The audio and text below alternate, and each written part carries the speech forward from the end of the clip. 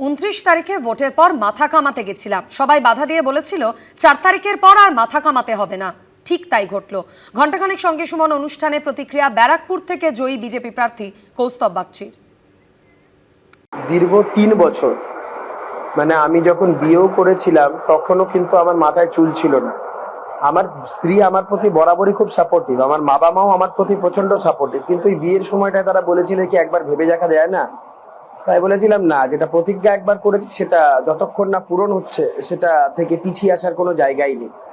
তো আমি তখন প্রতিজ্ঞা করেছিলাম এবং দৃঢ়ভাবে প্রতিজ্ঞা করেছিলাম যতদিন না এই রাজ্যে মমতা বন্দ্যোপাধ্যায় উৎখাত হচ্ছেন আমি মাথায় চুল রাখবো।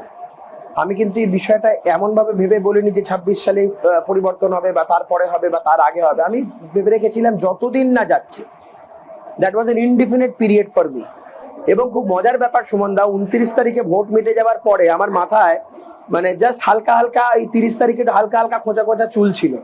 আমি আমার পাড়ার যে সেলুনে চুল কাটি সেখানে চুল কাটতে গেছিলাম, তো ওখানে বহু মানুষজন আমাকে বললো যে না, চুল কাটা যাবে না, এই 4 তারিখের পরে তোমার এটার প্রয়োজনই হবে না, তো একটু খোঁচা খোঁচা উঠতে দাও, তুমি দেখো আমাদের কথা শুনে দেখো। আর আমাদের কার্যকর্তারাও মানে আমার সে নাছর বান্দা মতন ব্যাপার, না চুল কাটা যাবে না, 4 তারিখের পরে আর প্রয়োজন হবে না।